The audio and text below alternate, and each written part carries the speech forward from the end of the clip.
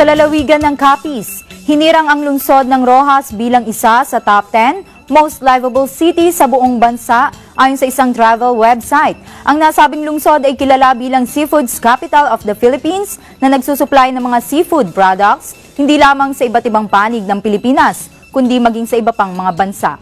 May report si Nathaniel Flores.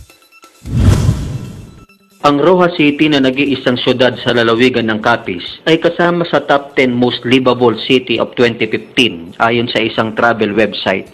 Ang Roxas City Capiz ay kilala bilang Seafoods Capital of the Philippines na nagsusupply ng mga seafood products hindi lamang sa iba't ibang panig ng Pilipinas, kundi maging sa ibang mga bansa. Kitang-kita ang mabilis na pag-unlad ng syudad dahil sa napakaraming nagsulputang mga negosyo, malls, real estates, subdivisions at commercial areas.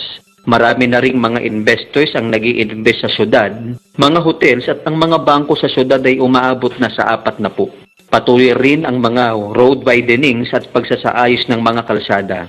Tunay ngang ang syudad ng Roxas City ay isa sa mga top 10 livable cities ng ating bansa. Mula dito sa lalawigan ng Capiz, Nathaniel Flores, Eagle News.